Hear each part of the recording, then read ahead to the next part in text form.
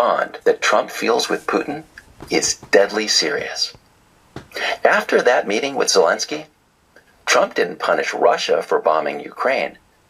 Trump cut off American aid to Ukraine to pressure Zelensky to surrender Ukrainian territory to Putin.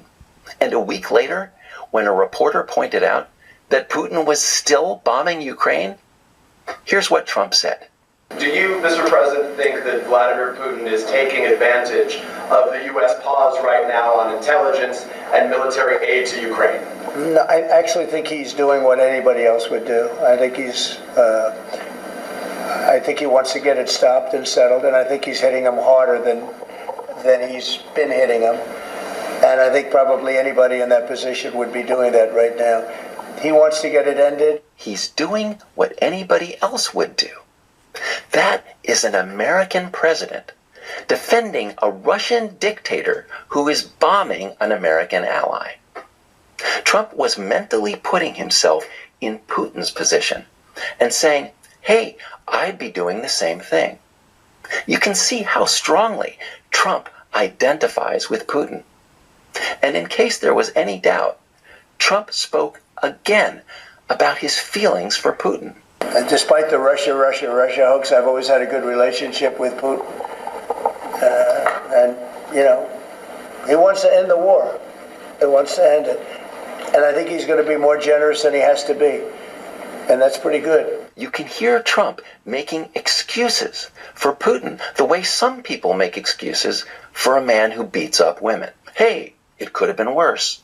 Let's give Putin credit for not killing even more people and stealing even more land. And 3 weeks ago, when Russia killed more than 30 Ukrainian civilians in another missile attack, Trump blamed Ukraine and America. Mr. President, you repeatedly mentioned last night that Russia's attack on Ukraine was a mistake. What is the exact mistake? And have you given Putin a deadline to actually move toward a ceasefire? The mistake was letting the war happen. If Biden were competent, and if Zelensky were competent, and I don't know that he is. We had a rough session with this guy over here. He just kept asking for more and more. That war should have never been allowed to happen.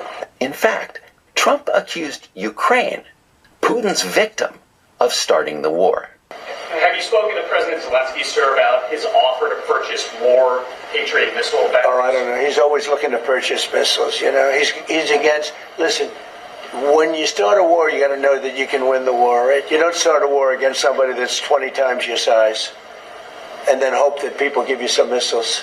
Again, that's classic victim blaming. Trump is so determined to love Putin that he's willing to blame Ukraine for Putin's violence. And he's willing to whitewash Putin's long history of brutality.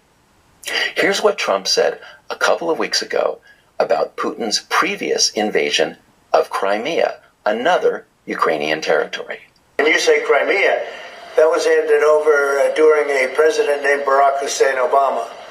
That had nothing to do with me, Crimea. That was 11 years ago with Obama. And they made a decision. There wasn't a bullet fired. There was no fighting. There was no anything. They just handed it over. Now they say, well, can you get it back?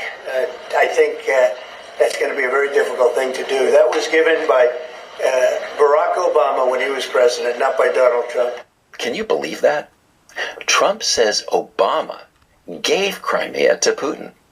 He says there was no violence. They just handed it over. As a reminder, Putin literally sent tanks into Crimea.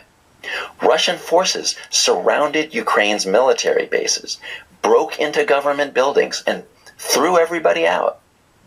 But Trump says the victim consented, which, come to think of it, is also the way he talks about women. Remember this? Hey, when you're a star, they let you do it. You can do anything. Whatever you want. Grab them by the pussy. I can do anything. That was a classic bro moment. A couple of guys bonding over their shared contempt for women. And that bond between the men is what was really going on in that conversation. It's not the women Trump admires. It's the man who steps up and grabs those women.